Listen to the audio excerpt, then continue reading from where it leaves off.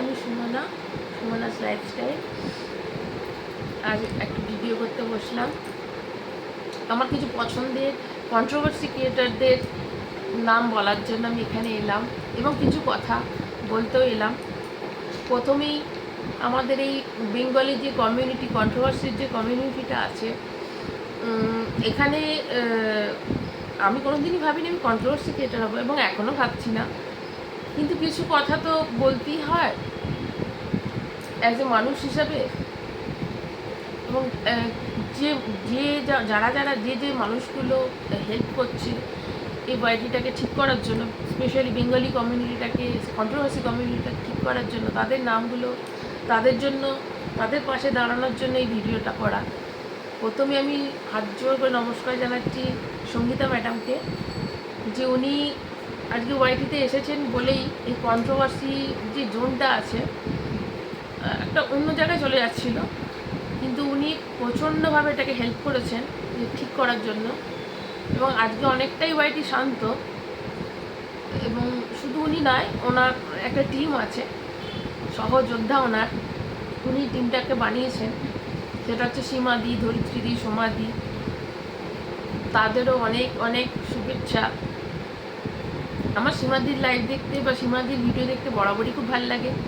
মানে সারাদিনে টেনশন ওনার ভিডিওতে লাইভ দেখে তো আমি মানে হেসে পাগল। আমার ছেলেও দেখে মাঝে মাঝে। তো আমি তো বলি যে তুমি এত হাসিও না।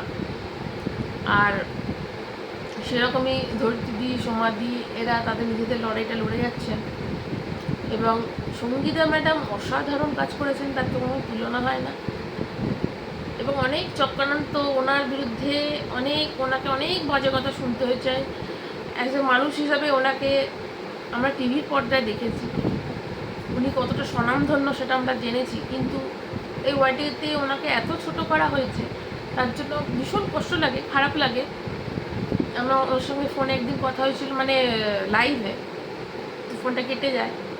তো আমি শুধু ম্যাডামকে এটাই বলতে চাইবো, ম্যাডাম, কারোর আপনি তো নিরপেক্ষ, অবশ্যই নিরপেক্ষতার সাথে আপনি ভিডিও, মানে আপনি ওদের কেসটা দেখছেন। এটা কারোর চ্যানেল, যতক্ষণ না আপনি স্যাটিসফাইড হচ্ছেন ততক্ষণ আপনি ফেরত দেবেন না।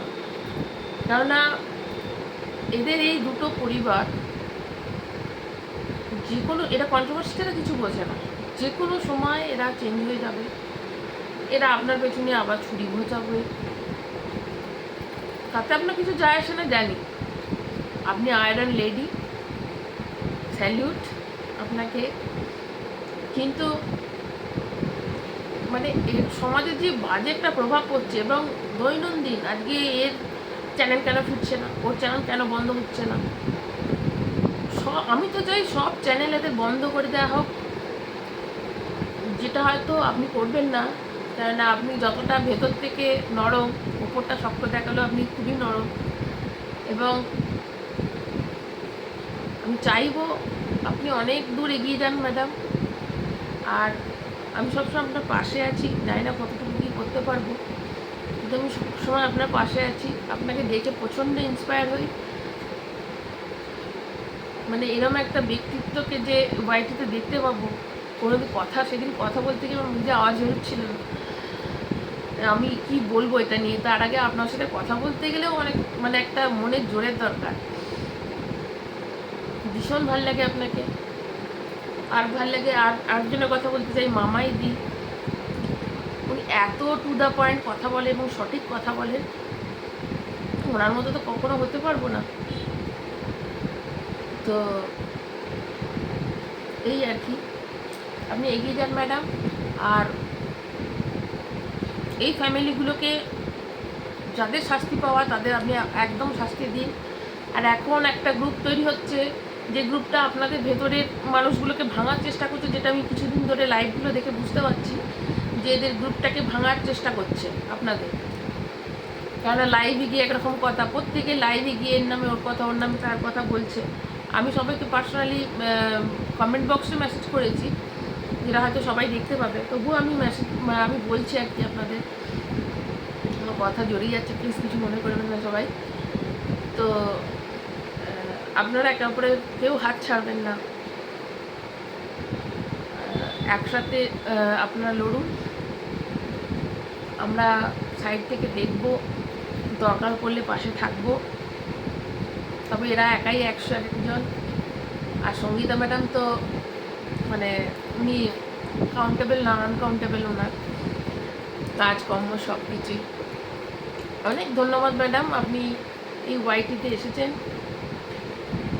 যে যাই বলুক, আপনি ওয়াইটি ছেড়ে প্লিজ কোনোদিন যাবেন না, প্লিজ যাবেন না। এটা একটা শক্ত, মানে আপনি থাকলে একটা মনে জোর পায় যে হ্যাঁ এই জোনেও এসে কিছু কথা বলা যায়, নাহলে এত এখানে ডিফেম করা হয়।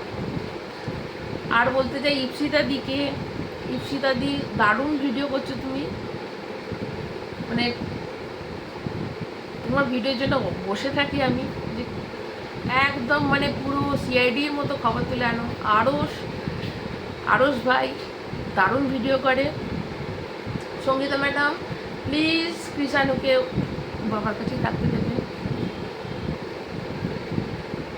আর সবাই ভালো থাকবে।